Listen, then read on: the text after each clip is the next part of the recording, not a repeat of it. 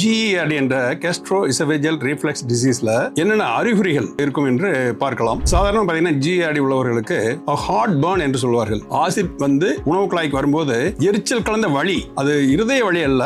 ஆனால் சில பேர் பாத்தீங்கன்னா பயந்து பேஷண்ட் பாத்தீங்கன்னா ஹார்ட் அட்டாக் இருக்கும்னு பயக்கிற அளவுக்கு அந்த வலி உணவு குழாய்க்கு அந்த ஆசிட் வரும்போது வரும். இரண்டாவது ரீஃப்ளெக்ஸ், அந்த அமிலம் கலந்த சாப்பாடு உணவு குழாயினுடைய மேல் பகுதிக்கு வந்து சில பேர் தொண்டை வரை வந்து எக்ஸசிவ் சலைவேஷன், அதாவது வாயில அதிகப்படியான உமிழ்நீரும் சுரக்கும். சில பேருக்கு பாத்தீங்கன்னா நான் கார்டியாக் செஸ்ட் பெயின், அதாவது ஹார்ட் பர்ன் இருக்காது, செஸ்ட் பெயின் மாதிரியே ஏடிபிக்கல் செஸ்ட் பெயின் என்று சொல்வார்கள். இது இருதயத்திலிருந்து வருவதல்ல, ஆனால் இருதயத்திற்கும் உணவு குழாய்க்கும் சப்ளை செய்யற நரம்பு ஒரே நரம்பாக இருப்பதால் அது மாரடைப்பு வந்தது போல தோன்றும். ஆனால் அது இருதய வலி அல்ல. பின்பு சில பேருக்கு பாத்தீங்கன்னா அந்த ரீகெட்ஸ் வந்து தொண்டை வலி, நாக்டர்னல் காஃப் என்று சொல்வார்கள். அதாவது மூச்சு குழாய்க்குள் போய் சடனா பாத்தீங்கன்னா இருமல் ஏற்பட்டு பேஷண்ட் நைட்டு எந்திரிச்சிடுவாங்க. இந்த மாதிரி அறிகுறியும் சில பேருக்கு வரும். சில பேருக்கு பாத்தீங்கன்னா மெலினா என்று சொல்வார்கள், அதாவது கருப்பாக மலம் கழிப்பதும் GERD ஒரு பகுதியாகும். இவையெல்லாம் GERD அறிகுறிகள், சிம்டமெட்டாலஜி ஆகும்.